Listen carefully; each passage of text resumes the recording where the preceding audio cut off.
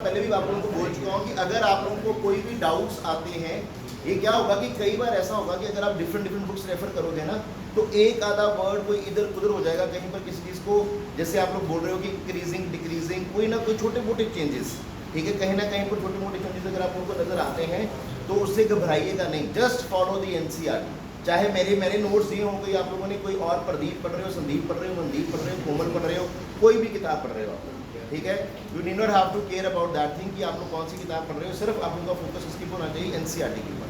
अगर कोई भी डाउट आए तो जस्ट मूव टू एनसीईआरटी।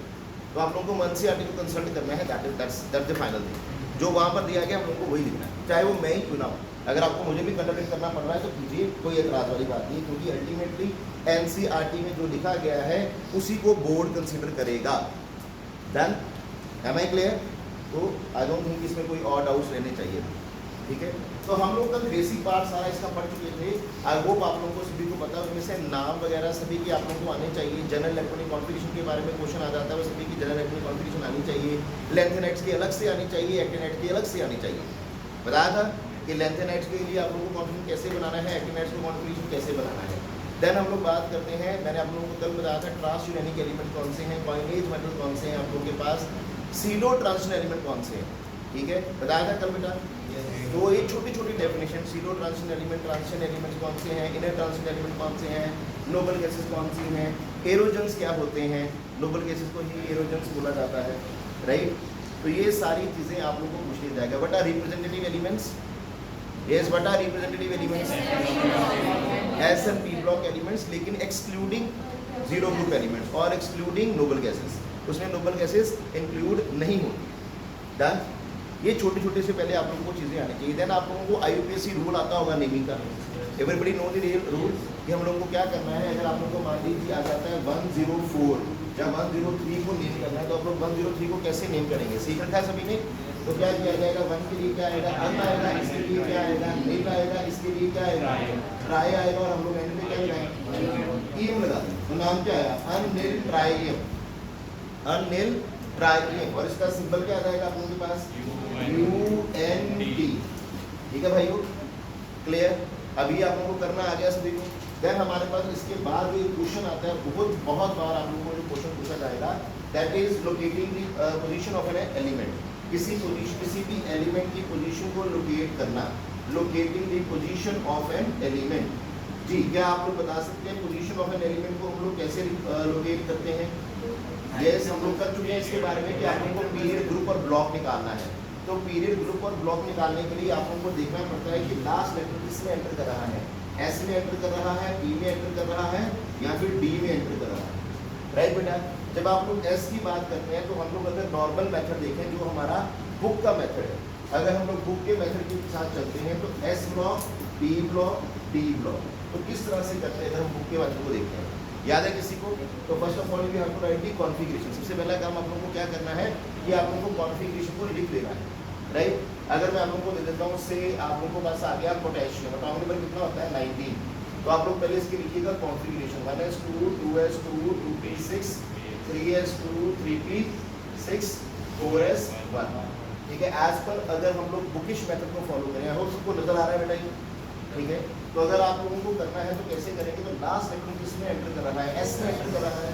अगर लास्ट लेटर आप लोगों का एस में एंटर कर रहा है तो आप लोगों को क्या करना है कि आप लोगों का सिंपल ही ब्लॉक क्या आ जाएगा, ब्लॉक क्या आ जाएगा, एस ब्लॉक, ठीक है। पीरियड देखना है, पीरियड क्या आएगा आप लोगों का, जो हाईएस्ट प्रिंसिपल क्वांटम नंबर रहेगा that will be your period. Highest principal quantum number mean कि जो हाईएस्ट इंटीजर होगा यहाँ पर वो कौन है, 4 है, तो वो आप लोगों का क्या आ गया, हाईएस्ट प्रिंसिपल क्वांटम नंबर, और वही आप लोगों का क्या होगा, पीरियड नंबर होगा। Then how to find the group, देखो सभी में सिर्फ ग्रुप को सोचना पड़ता है कि ग्रुप को कैसे निकाला जाता है, और एस ब्लॉक में सिंपल रूल था ग्रुप निकालने का कि जितने वैलेंस इलेक्ट्रॉन हैं, जितने एस ऑर्बिटल में इलेक्ट्रॉन है, आखिरी शेल में, लास्ट शेल में जो एस ऑर्बिटल के इलेक्ट्रॉन है उनको गिन लीजिए। अगर 1 है तो ग्रुप नंबर क्या आ जाएगा, 1 आ जाएगा। अगर 2 होता तो ग्रुप नंबर क्या आ जाता है, 2 आ जाता है। Am I clear? Anyone having any doubt in this? Shall we move forward? उसके बाद अगर हम लोग बात करते हैं कि हमारे पास मान लीजिए यहाँ पर आ गया, इसके अलावा आप लोगों के पास आ जाता है से एल्यूमिनियम आ गया, क्या आ गया आप लोगों के पास, एल्यूमिनियम आ गया। एल्यूमिनियम का डबल नंबर कितना होता है, 13 होता है। तो कॉन्फ़िगरेशन क्या आ जाएगी, 1s2 2s2 2p6 3s2 3p1 आ गया, ठीक है। अब नेक्स्ट वेक्टर किसमें एंटर कर रहा है, पी में एंटर कर रहा है, ठीक है भाई। अब कैसे करिएगा, देखो फिर से वही बात, अगर लास्ट इलेक्ट्रॉन पी में एंटर कर रहा है तो ब्लॉक कौन सा हो जाएगा, सभी की आवाज नहीं आई, तो लास्ट इलेक्ट्रॉन पी में एंटर कर रहा है तो ब्लॉक हो गया पी, ठीक है भाइयों। और अगर पीरियड की बात करी जाए तो हाईएस्ट प्रिंसिपल क्वांटम नंबर क्या है हमारे पास, 3 है, तो पीरियड कौन सा हो जाएगा, 3 हो जाएगा। देखना है ग्रुप को, तो ग्रुप देखने के लिए क्या करते हैं, अगर आप लोग पी में लास्ट इलेक्ट्रॉन एंटर कर रहा है, अगर लास्ट इलेक्ट्रॉन पी में एंटर कर रहा है, पी में एंटर कर रहा है, तो आप लोग को कैसे निकालना था, जितने पी के इलेक्ट्रॉन है वो वाले इलेक्ट्रॉन प्लस एस वाले 2 इलेक्ट्रॉन प्लस डी वाले 10 इलेक्ट्रॉन, क्योंकि पी से पहले डी ब्लॉक आता है, डी ब्लॉक से पहले क्या आता है, एस ब्लॉक आता है, तो पी से पहले आप लोग को 10 इलेक्ट्रॉन डी ब्लॉक के ऐड करने हैं और 2 इलेक्ट्रॉन एस ब्लॉक के ऐड करने हैं। क्लियर? तो हमारे पास टोटल एडिशन एक्स्ट्रा एडिशन कितने की है, 12। जितने पी में लास्ट में इलेक्ट्रॉन है वो लिखिए, साथ में प्लस क्या आ जाएगा मेरे पास 12 अपनी ओर से, और ये 12 कहाँ से आया, 10 आया डी ब्लॉक के लिए, 2 आया S block. Am I clear everyone? Anyone having any doubt in this? तो यहाँ से निकल आएगा हमारे पास इसका पीरियड, ग्रुप और ब्लॉक। मान लीजिए हमारे पास आ जाता है से यहाँ पर भी मैग्नीज, ठीक है, एटॉमिक नंबर कितना है मेरे पास 25, कॉन्ट्रीब्यूशन क्या आ जाएगी मेरे पास 1s2 2s2 2p6 3s2 3p6 4s2 3d5, done बेटा। तो अब मुझे इसमें पीरियड, ग्रुप और ब्लॉक निकालना है। अब लास्ट ग्रुप किसमें एंटर कर रहा है, डी में एंटर कर रहा है, बोलिए, तो ब्लॉक कौन सा हो जाएगा, D block. Highest principal quantum number कौन सा है, 4, तो पीरियड कौन सा हो गया 4, तो निकालना क्या रह गया, ग्रुप निकालना है। अभी आप लोगों को ग्रुप कैसे निकालेंगे, डी ब्लॉक में सिंपली आप लोगों को डी वाले इलेक्ट्रॉन को ऐड करना है, जितने डी वाले इलेक्ट्रॉन है वो लिखिए, प्लस डी से पहले कौन सा ब्लॉक होता है, एस ब्लॉक। एस ब्लॉक में कितने ग्रुप्स होते हैं, 2 ग्रुप्स, उनको ऐड कर दो। Am I clear? कितना आ गया हमारे पास, बताइए 7 का, तो दैट्स इट। चला जाए आगे। तो ये एक क्वेश्चन आप लोगों को पूछा जाएगा, ये पूछा जाएगा, एक क्वेश्चन आ जाता है, एक क्वेश्चन ये आ जाता है, लोकेटिंग दी पोजीशन। जनरल इलेक्ट्रॉनिक कॉन्फिगरेशन सभी की आनी चाहिए, किसी स्पेसिफिक ग्रुप की जनरल इलेक्ट्रॉनिक कॉन्फिगरेशन की एग्जामिनर पूछ सकता है। फॉर एग्जांपल हम लोग को सभी को पता होता है कि पी ब्लॉक की जनरल इलेक्ट्रॉनिक कॉन्फिगरेशन क्या है, कौन बताएगा, दैट इज ns2np126। ये सबको पता होता है कि पी ब्लॉक की जनरल इलेक्ट्रॉनिक कॉन्फिगरेशन ये होती है, पता है ना सभी को, ठीक है। लेकिन एग्जामिनर जब पूछेगा तो ये नहीं पूछेगा, एग्जामिनर ज़्यादातर क्या करते हैं कि आप लोगों से सीधा क्वेश्चन नहीं पूछेगा, वो ये पूछेगा तो वो बड़ा सिंपल सा पेपर हो जाएगा ना फिर आप लोगों का। तो वो क्या करेगा, ये नहीं पूछेगा, वो सीधा पूछ लेगा what is the general electronic configuration of group number 14, group number 14, तो ग्रुप नंबर 14 के बारे में पूछ लेगा। तो ग्रुप नंबर 14, ग्रुप नंबर 13 के लिए कॉन्फिगरेशन क्या है, पी ब्लॉक कहाँ से स्टैंड करता है, 13 से लेकर 18 तक पी ब्लॉक है, तो 13वें ग्रुप की कॉन्फिगरेशन होती है ns2np1, तो 14 ग्रुप की क्या होगी, ns2np2, तो general electronic configuration will be this for group number 14। पूरे पी ब्लॉक की पूछा जाएगा तो दैट इज ns2np126। कई बार बड़ा इजी क्वेश्चन आ जाता है, लेकिन हम लोग जज नहीं कर पाते कि एग्जामिनर पूछना क्या चाह रहा है उससे, तो वहां पर गड़बड़ हो जाती है हमारे पास, ठीक है। कई बार एग्जामिनर पूछेगा कि calculate the number of valence electron, सिर्फ वैलेंस इलेक्ट्रॉन पूछ लेगा इन mn पॉजिटिव, ठीक है। एग्जामिनर दे देगा कि mn पॉजिटिव में वैलेंस इलेक्ट्रॉन कितने हैं, ठीक है। तो वो आप लोगों को कॉन्फिडेंस निकालनी है, पहले 1 पॉजिटिव है तो 1 इलेक्ट्रॉन बाहर निकालना है, फिर वैलेंस इलेक्ट्रॉन बता देंगे उसको, डन बेटा, क्लियर हो गया। तो ये इस तरह के क्वेश्चन पूछे जाएंगे। फिर थोड़ा सा और आप लोग आगे मूव करेंगे तो हम लोगों ने पढ़ा इसमें आप लोगों की फिजिकल प्रॉपर्टीज, और यहाँ से आगे मूव करते तो फिजिकल प्रॉपर्टीज आ जाती है हमारे पास। कौन बोला भाई, ऊंचा बोलिए भाई पास। सर एक जैसे आपने एग्जांपल दी क्लास में, जब आपने ये पोजीशन लोकेट करी थी, अब आपने हायर एटॉमिक नंबर दिया था एक, हाँ। तो यहाँ पर भी आप सर एक वो एग्जांपल करा दो हायर एटॉमिक नंबर। वो तो मेंटली में हुआ था ना। नहीं सर, इसमें लाइक 89 का मैग्नीट्यूड पीरियड। अच्छा अच्छा, आप बोल रहे हो कि अगर किसी का बहुत बड़ा एटॉमिक नंबर आ जाए, ठीक है, हाँ, उसका मैंने ट्रिक बताया था जो आप लोगों को, उसके बारे में बात करूँ।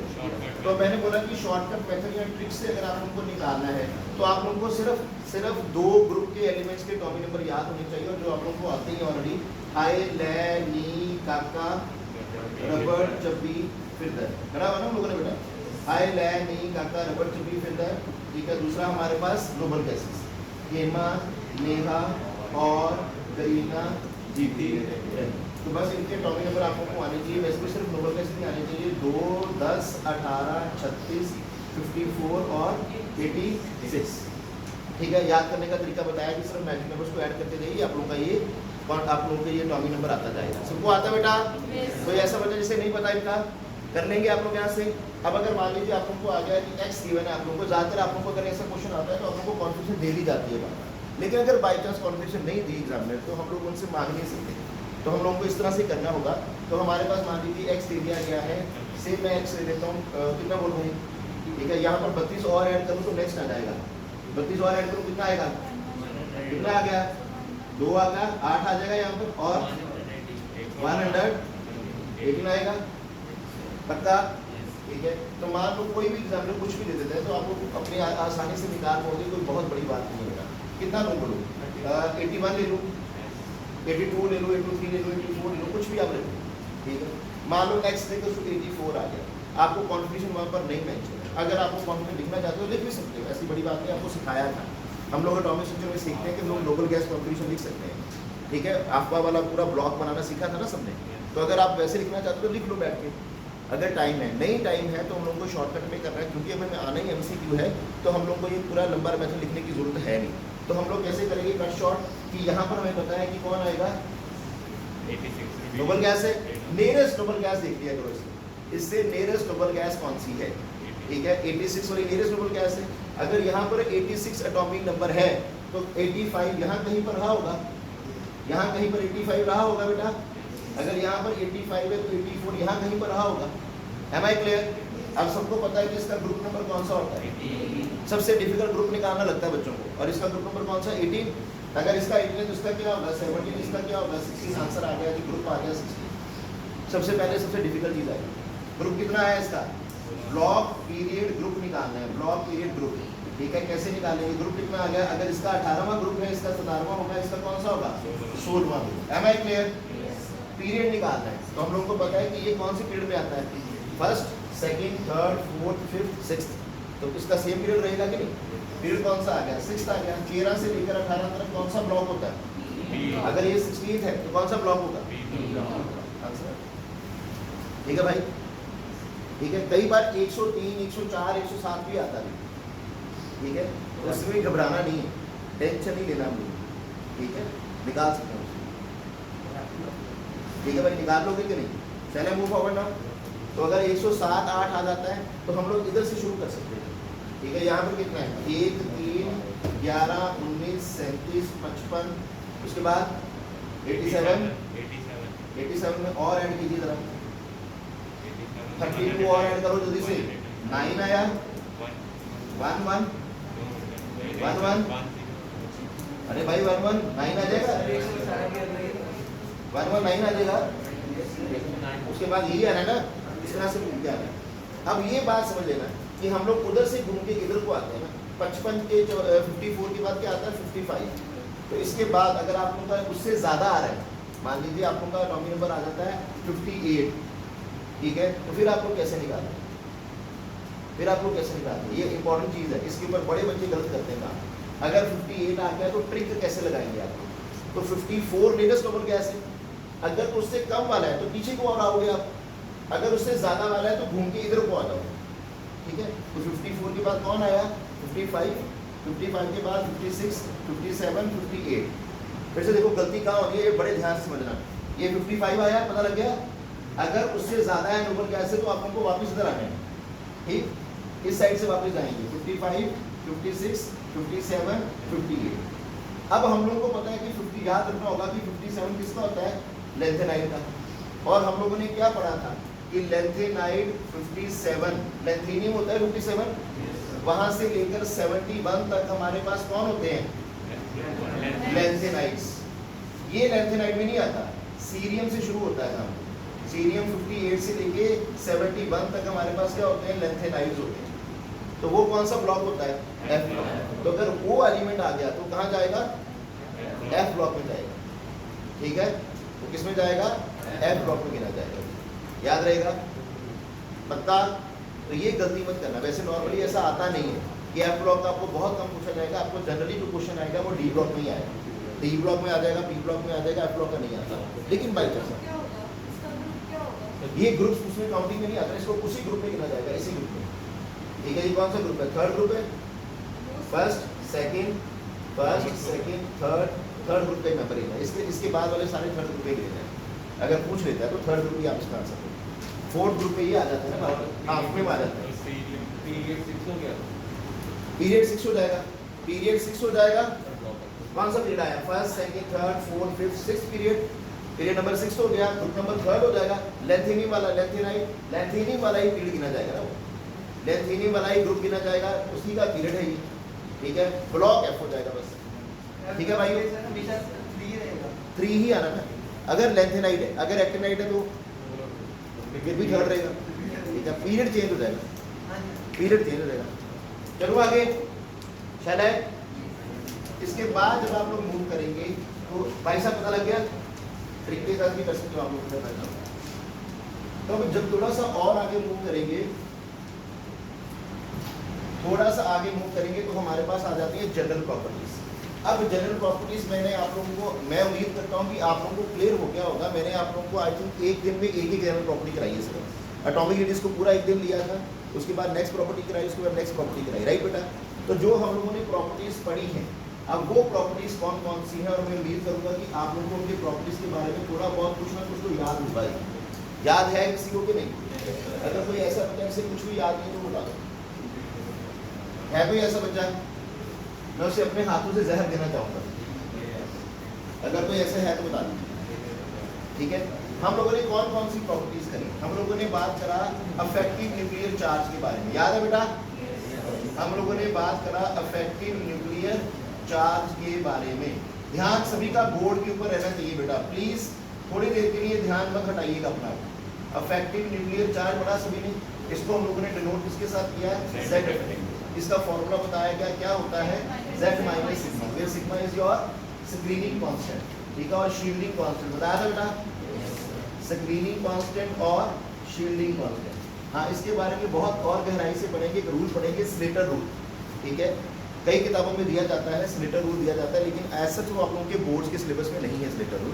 हाँ, कंपटीशन में हम लोगों को करना है तो we will definitely do that, right. इस सैटरडे हम लोग इसको कर लेंगे, जबकि कल हम लोग इसको करेंगे, ठीक है। स्लेटर रूल भी हम लोग कर लेंगे, ठीक है। जो कंपटीशन का पार्ट है वो साथ में बता दूंगा कि ये आप लोग कर लीजिए, लेकिन ये बोर्ड में नहीं पूछा जाएगा, ठीक है। तो फॉर्मूला पता होना चाहिए आप लोगों को कि चीज़ क्या है, ये पता होना चाहिए। उसके बाद आप लोगों ने क्या पढ़ा? याद है कुछ? एटॉमिक साइज, एटॉमिक रेडियस पढ़ा, नो डाउट। उसके बारे में हम लोगों ने क्या पढ़ा कि 3 तरह के रेडियस के बारे में पढ़ा। यहाँ पर आप लोगों ने क्या पढ़ा था कि एटॉमिक साइज की अगर हम लोग बात करते हैं तो हम लोगों ने एटॉमिक रेडियस और एटॉमिक साइज में, ठीक है, 3 चीज़ों के बारे में पढ़ा। अगर आप लोगों को याद हो, हम लोगों ने क्या पढ़ा था? कोवेलेंट रेडियस बताया बेटा आप लोगों को, ठीक है। कोवेलेंट रेडियस, उसके बाद वैन डेर वाल्स रेडियस पढ़ा आप लोगों ने, उसके बाद वेरी गुड। क्या बताया गया था? कुछ बताएगा इसके बारे में, ठीक है। ना बताओ यार, ठीक है। वैन डेर वाल्स रेडियस, ठीक है, और मेटालिक रेडियस, ठीक है। इसके बारे में बात करा गया कि ये ज़्यादातर जो कोवेलेंट बॉन्ड बनाते हैं मॉलिक्यूल उसमें पाया जाएगा। ये नोबल गैसेस के लिए होता है, ठीक है, और ये मेटल्स के लिए होता है, जान बेटा। और इसको एक और नाम दिया था, याद है? This is also known as crystal radius. इसे क्रिस्टल रेडियस भी बोला जाता है, क्योंकि जो मेटल्स होते हैं उसका हम लोग क्रिस्टल लैटिस देखते हैं, ठीक है। अब इनमें मेन चीज़ क्या थी? सबको नजर आ रहा है भाइयों? इनमें मेन क्या था कि यहाँ पर एटॉमिक ऑर्बिटल ओवरलैप हो रही थी, यहाँ पर एटम सिर्फ आपस में टच कर रहे थे, और यहाँ पर क्या हो रहा था कि जो हमारे पास नोबल गैसेज हैं, ठीक है, वो तो टच भी नहीं करती एक दूसरे के साथ में। तो हम लोगों ने नॉर्मली सभी के लिए क्या बोला था कि जो एटॉमिक रेडियस होता है that is 1/2 of the internuclear distance. याद आया? सभी के लिए 1/2 ऑफ द इंटरन्यूक्लियर डिस्टेंस ही था। चेंज क्या होता है? सिर्फ इंटरन्यूक्लियर डिस्टेंस चेंज होता है। यहाँ पर इंटरन्यूक्लियर डिस्टेंस क्या होगा? सबसे कम होगा, यहाँ से उससे ज़्यादा, यहाँ पर सबसे ज़्यादा। What is internuclear distance? यहाँ से लेके यहाँ तक की दूरी, यहाँ से लेके यहाँ तक, यहाँ से लेके यहाँ तक की दूरी, ये वाली दूरी, ठीक है। यहाँ में यहाँ से लेके यहाँ तक की दूरी, याद आया? Distance between the two nearest nucleus of the two nearest atoms. Distance between the nucleus of the two nearest atoms or molecules. Done बेटा? उसको क्या बोला जाएगा? Nearest neighbor distance और your internuclear distance. क्या बोलेंगे? Internuclear distance. याद है बेटा सभी को? किसी में मन में इसको लिखो कोई डाउट? उसके बाद क्या बताया था कि अगर हम बात करें तो उसकी वेरिएशन क्या है? सबसे बड़ा साइज कौन सा होता था? सबसे बड़ा रेडियस कौन सा होगा? वैन डेर वाल्स रेडियस सबसे बड़ा, उसके बाद मेटालिक रेडियस, उसके बाद कोवेलेंट। इसके ऊपर क्वेश्चन आएगा तो कर लोगे क्या? कर लोगे बेटा? डन? हाँ, कई किताबों में पहले बॉन्ड के बारे में बताया जाता है कि कौन सी बॉन्ड ज़्यादा स्ट्रॉन्ग है, ठीक है। तो उसका ऑर्डर अलग होगा, उसको देखिए कंफ्यूज मत हो जाना। बॉन्ड लिखा होगा तो अलग होगा, रेडियस लिखा होगा तो अलग होगा, ठीक है। बेटा मुझे पता होता मेरा बच्चा क्या कर रहा होगा, ठीक है, मुझे उम्मीद थी आप यही कर रहे हो। ठीक है भाइयों, तो आई होप आप लोग ये पढ़ लोगे सारा, किसी को डाउट? चला जाए आगे। तो ये आप लोगों को पता होना चाहिए कि आप किसकी बात कर रहे हो। नोबल गैसेस के लिए सिर्फ और सिर्फ वंडर वन रेडियस को ही देखा जाता है, और जो जनरली क्या हर बार ही क्या ज़्यादा होगा नॉर्मल रेडियस से, कोवलेंट रेडियस और मेटालिक रेडियस। चला जाए आगे। श्योर हो सभी लोग? सरना साहब ज़्यादातर वो मॉलिक्यूलर फॉर्म में होते हैं ना बेटा, ठीक है, इसीलिए। ठीक है, वैसे दो रेडियस नहीं दिखा, वैसे इसका और इसका ही दिखा है बेटा। हाँ, अगर ना लो, अगर आप ऐसे भी देखना तो ऐसे लिख लो भाई, ये ऐसे और ऐसे। ठीक है, अगर कोई एटॉमिक फॉर्म है, अगर कोई एटॉमिक फॉर्म में है तो आप लोग एटम देख लो, अगर कोई मॉलिक्यूलर फॉर्म में तो हम लोगों ने देखना है तो इन दोनों का डिस्टेंस है ना। ठीक है, उसके बाद जब आप लोग आगे मूव करते हैं, यहाँ पर भी एक और चीज़ बताई गई थी, यहाँ पर भी एक और चीज़ बताई गई थी, याद है किसी को? कि कोवलेंट रेडियस अगर हम उनको देखना है तो दो तरह के मॉलिक्यूल्स होते हैं वहाँ पर। कौन कौन से? होमोटॉमिक, याद आया? होमोटॉमिक और हेट्रोटॉमिक, याद आया कि नहीं भाइयों? मत जाओ। होमोटॉमिक में बता क्या बताया था, ये DAB किसके बराबर होता है?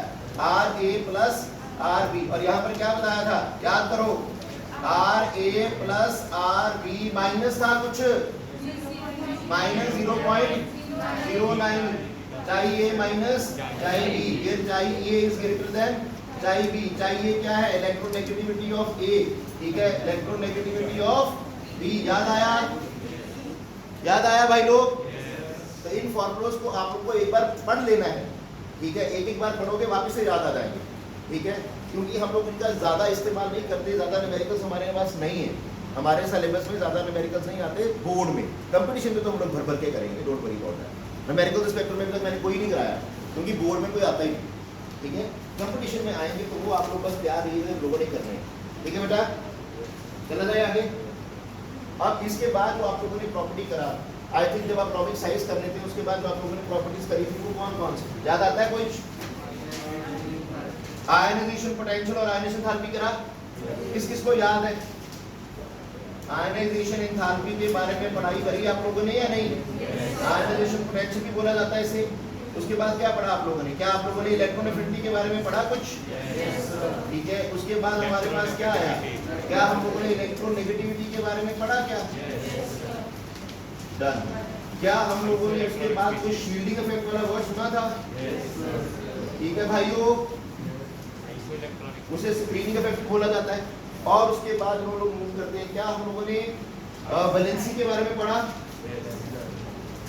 क्या हम लोग valency with respect to X और विद रिस्पेक्ट टू ऑक्सीजन पढ़ा था? विद रिस्पेक्ट टू हाइड्रोजन भी बताया था। ओके। क्या हम लोगों ने ऑक्सीडाइजिंग नेचर के बारे में पढ़ा? आप पढ़ लेना यार, कौन सी बड़ी बात है। ठीक है, ऑक्सीडाइजिंग नेचर हो गया हमारे पास। देन हमारे पास strength of the oxy acid, oxy acids के बारे में तो पढ़ा था कि नहीं? Strength of the oxy acid, क्यों भाइयों इन चीजों के बारे में पढ़ा था कि नहीं? ठीक है। अगर आप लोगों को याद नहीं है तो ऑक्सीजन नेचर के बारे में अभी बताऊंगा, ठीक है। किसी एक ग्रुप में हुआ होगा, दूसरे ग्रुप में नहीं हुआ होगा।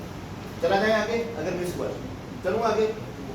अच्छा, अब यहाँ से अगर हम लोग बात करते हैं तो क्या आप लोगों को इनका वेरिएशन याद है?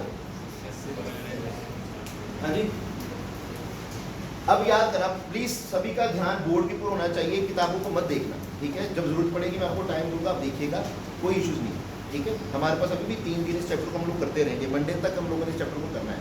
मंडे को अगर नेक्स्ट चैप्टर स्टार्ट होगा, डोंट वरी अबाउट दैट, ठीक है। तो जब न्यूक्लियर चार्ज की बात करते हैं तो हम लोगों ने क्या पढ़ा था कि अगर हम लोग अलॉन्ग द पीरियड जा रहे हैं तो इसकी वेरिएशन क्या है? इसको याद है भाई? अलॉन्ग द पीरियड में इसकी वेरिएशन किसको याद है? किसी को याद है? हाँ जी, क्या पढ़ा था कि अलॉन्ग द पीरियड जाएंगे तो ये क्या करेगा? ये क्या करेगा भाइयों? इंक्रीज करेगा, डन भाई। अच्छा, एटॉमिक साइज की याद है किसी को? अलॉन्ग द पीरियड क्या करेगा? डिक्रीज करेगा। अलॉन्ग द पीरियड क्या करेगा? डिक्रीज करेगा। अब ये डिक्रीज ही क्यों करता है? क्योंकि ये इंक्रीज करता है। ये डिक्रीज क्यों कर रहा है? क्योंकि ये क्या करता है भाई? इंक्रीज करता है। क्यों इंक्रीज करता है? कि जब हम आगे जाते हैं तो स्क्रीनिंग कांस्टेंट जो होता है बेटा, उसमें ज्यादा अंतर नहीं आता। क्या आता है? कुछ अंतर, ठीक है। सेम शेप रहता है ना बेटा उसमें, क्लियर है, ठीक है।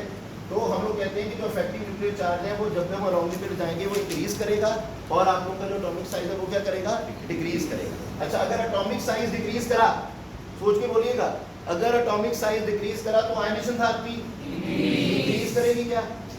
ठीक है भाइयों, अगर एटॉमिक साइज डिक्रीज कर रहा है तो इलेक्ट्रॉन अफिनिटी क्या करेगी, न्यूक्लियर चार्ज इंक्रीज कर रहा है और आप लोगों का इलेक्ट्रॉन अफिनिटी क्या कर रहा है, बोलिए इंक्रीज करेगी या नहीं? अलॉन्ग द पीरियड जा रहे हैं, इफेक्टिव न्यूक्लियर चार्ज इंक्रीज कर रहा है, साइज डिक्रीज कर रहा है, तो इलेक्ट्रॉन अफिनिटी क्या करेगी? क्या थी electron affinity? Tendency to accept the electron ना, इलेक्ट्रॉन को एक्सेप्ट करने की टेंडेंसी क्या करेगी, बढ़ जाएगी। अच्छा जी, अगर हम अलॉन्ग द पीरियड जा रहे हैं तो साइज डिक्रीज कर रहा है, न्यूक्लियर चार्ज इंक्रीज कर रहा है, तो इलेक्ट्रोनेगेटिविटी इंक्रीज करेगी या नहीं? कर जाएगी भाई। अगर आप लोग अलॉन्ग द पीरियड मूव कर रहे हो तो शील्डिंग इफेक्ट क्या हो रहा है, इंक्रीज करता है, जनरली ये भी क्या करता है, इंक्रीज करता है। ठीक है जी, valency with respect to oxidation क्या बताया था, as move along the period कैसे चेंज होता था, 1 to 7, तो क्या करेगा विद रिस्पेक्ट टू ऑक्सीडेशन क्या करता है, इंक्रीज करता है। क्लियर भाइयों? अगर आप स्ट्रेंथ ऑफ द ऑक्सीडेशन के बारे में याद करिए, strength of the oxy acids के बारे में पढ़िए, अगर आप लोगों को याद आ जाएगा तो हम लोगों ने करे थे ऑक्सी एसिड्स, कौन कौन से थे? अगर आप लोग बात करो, नाइट्रोजन, सल्फर, क्लोरीन, क्या आया था यहाँ पर, HNO3, H2SO4, क्या आया था, HClO4, what are these? These are oxy acids और नॉट? ठीक है, तो इनका भी स्ट्रेंथ क्या करता है, लॉन्ग पीरियड जाएंगे तो ये भी क्या करेगा, इंक्रीज करेगा। और अब फैक्ट भी बताता हूँ कि ऑक्सीडाइजिंग नेचर क्या होता है। ऑक्सीडाइजिंग नेचर का मतलब क्या है, समझिए जरा सभी लोग। ऑक्सीडाइजिंग नेचर, अब what is an oxidising agent? पता है किसी को ऑक्सीडाइजिंग एजेंट कौन होता है? कौन बताएगा what is an oxidising agent? Yes, oxidising agent का मतलब जो दूसरे की क्या कराएगा, ऑक्सीडेशन। ठीक है भाइयों, ऑक्सीडाइजिंग एजेंट कौन होता है, जो दूसरे की क्या कराता है, ऑक्सीडेशन। और जो दूसरे की ऑक्सीडेशन कराएगा वो क्या होगा, जिसके इलेक्ट्रॉन क्या होंगे, लूज होंगे। जिसके इलेक्ट्रॉन क्या होने हैं, वो लूज करेगा तो ऑक्सीडेशन होता है ना भाई। ठीक है, जो दूसरे के गेन करेगा उसकी क्या हो रही है, रिडक्शन। अब ऑक्सीडाइजिंग नेचर को देखते हैं कि जो किसी की ऑक्सीडेशन कराएगा, जो किसी की ऑक्सीडेशन कराता है वो कौन होता है, ऑक्सीडाइजिंग एजेंट होता है। जो ऑक्सीडाइजिंग एजेंट होगा वो दूसरे की क्या कराएगा, ऑक्सीडेशन कराएगा। जो जिसकी ऑक्सीडेशन कराएगा खुद की उसकी क्या होगी, रिडक्शन। खुद की उसकी क्या होगी, रिडक्शन। ठीक है, और जब हम अलॉन्ग द पीरियड जाते हैं, जब हम अलॉन्ग द पीरियड जाते हैं, क्या इलेक्ट्रॉन एक्सेप्ट करने की टेंडेंसी बढ़ती जाती है? इलेक्ट्रॉन एक्सेप्ट करने की टेंडेंसी बढ़ रही है ना, दैट मींस की टेंडेंसी टू गेन इलेक्ट्रॉन बढ़ रही है। टेंडेंसी टू गेन इलेक्ट्रॉन क्या होता है, रिडक्शन होता है। Reduction is gain of, reduction is gain of electrons. Done भाई? तो अगर आप इलेक्ट्रॉन गेन करने की टेंडेंसी आप लोगों की बढ़ती है तो आप लोगों की ऑक्सीडाइजिंग नेचर बढ़ती है। अगर आप लोगों की इलेक्ट्रॉन गेन करने की टेंडेंसी बढ़ रही है तो आप लोगों की ऑक्सीडाइजिंग नेचर बढ़ रही है। डन भाई? अलॉन्ग द पीरियड जाएंगे तो ऑक्सीडाइजिंग नेचर क्या करेगी, फिर इंक्रीज करेगी। Am I clear? डन? अब हम लोग क्या पढ़ते हैं, अगर कोई चीज उस तरफ जाते हैं तो इंक्रीज कर रही है, तो नीचे आते हुए क्या करेगी, डिक्रीज करेगी। तो क्या बोलूं मैं? हाँ जी, क्या बताइए, क्या होगा? अगर आप लोग बात करें तो भाइयों और बहनों, हम लोगों ने क्या पढ़ा, atomic size down the group आएंगे तो क्या करेगा, इंक्रीज करेगा। Ionisation enthalpy decrease, electron affinity decrease, electronegativity decrease, shielding effect decrease. ठीक है भाइयों? Valency constant, very good. ये कौन बोला, जो कल दोपहर को आए थे, ठीक है, वही बोले होंगे। वैलेंसी क्या रहती है, कांस्टेंट रहती है। बेटा यहाँ पर गड़बड़ मत करना, और यहाँ पर बड़े बच्चे गड़बड़ कर जाते थे क्योंकि आदत पड़ जाती है ना बार बार बोलने की। तो वैलेंसी क्या रहती है, कांस्टेंट रहती है। ठीक है भाइयों, चला जाए आगे। डन? ऑक्सीडाइजिंग नेचर क्या करेगी, वो इंक्रीज कर रही है, तो उधर क्या करेगा, decrease. Strength of the oxy acid decrease. Am I clear? चला जाए आगे। एक और चीज जो आप लोग याद रख सकते हैं, that is affective nuclear charge. क्या होगा, नाम तो बताएंगे। ये भी कांस्टेंट रहता है, ऑलमोस्ट कांस्टेंट ही होता है। ठीक है भाइयों? सिर्फ दो चीजें जो आप लोगों को पकड़ के याद कर लेनी है, हैशटैग इलेक्ट्रॉन क्या हमारे पास इफेक्टिव न्यूक्लियर चार्ज, और हैशटैग हमारे पास क्या है, valency with respect to oxygen. तो ये सिर्फ कांस्टेंट रहेगी डाउन द ग्रुप, बाकी सारी अगर इस तरफ डिक्रीज कर रही है तो नीचे क्या करेंगी, इंक्रीज करेंगी। ठीक है भाइयों? तो जल्दी से कॉपी पेस्ट मारो, जल्दी जल्दी। सर एक बार शील्डिंग इफेक्ट बता दो। मैं बताऊँ, अभी बताऊँ, एक बता।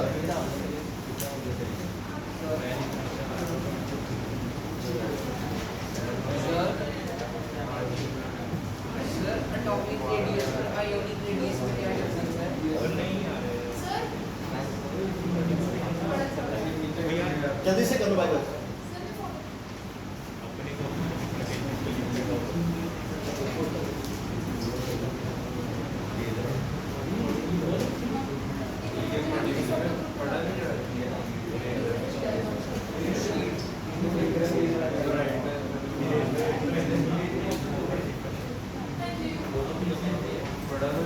चलो भाई साहब, shall I raise this now?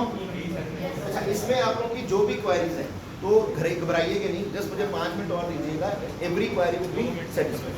ठीक है भाई, जैसे आपको आयनिक रेडियस के बारे में पूछना है बेटा, जो ट्रेंड एटॉमिक रेडियस का होता है ना बेटा, सेम ट्रेंड आयनिक रेडियस का होता है, given that they are carrying the same charge, given that they are carrying the same charge.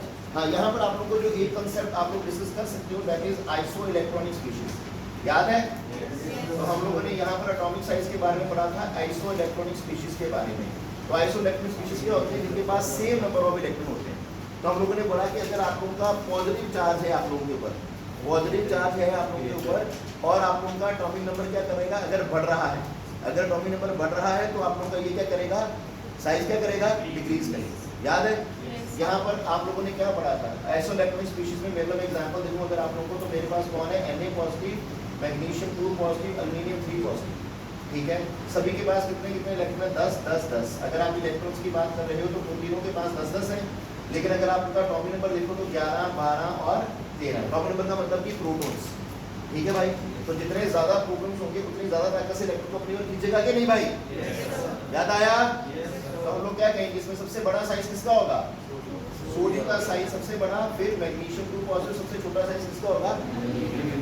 तो यहाँ पर आप लोगों को कराया गया है, अगर आइसोइलेक्ट्रॉनिक स्पीशीज है तो आइसोइलेक्ट्रॉनिक स्पीशीज में जो आप लोगों का एटॉमिक साइज आएगा उसका क्या रिलेशन था? इनवर्स रिलेशन होता है एटॉमिक नंबर के साथ, given that they are carrying a positive charge.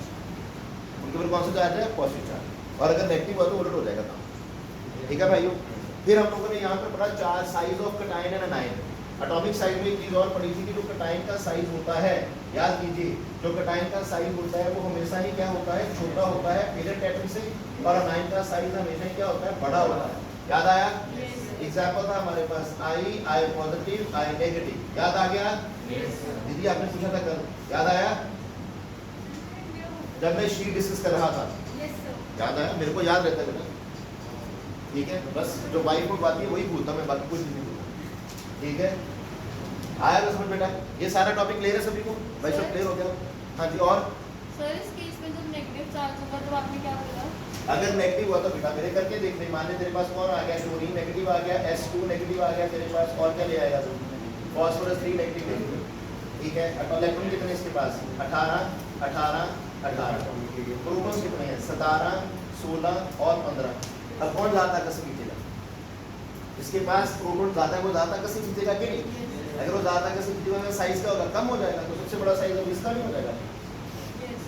पहले जिसका चार्ज पॉजिटिव में चार्ज बड़ा होगा तो साइज छोटा होगा, नेगेटिव में चार्ज बड़ा होगा तो साइज बड़ा होगा, उल्टा रिलेशन। ठीक है, यही बोला मैंने। ठीक है भाई, क्लियर है सभी को? शैल आई मूव फॉरवर्ड नाउ? तो चलिए नेक्स्ट मूव करते हैं फिर जल्दी से।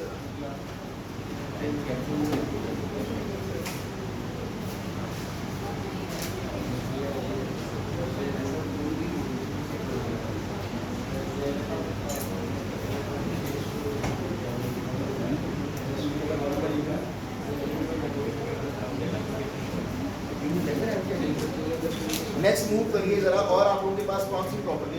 Can we talk about metallic character?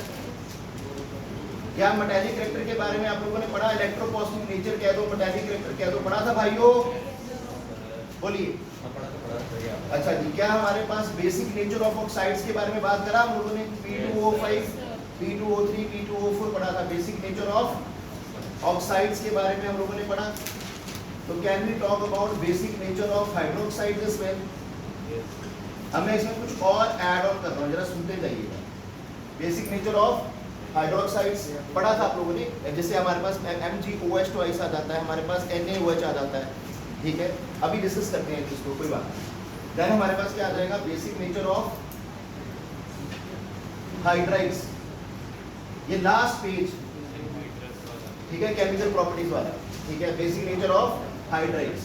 Then we can talk about say thermal stability of we can talk about thermal stability of carbonates.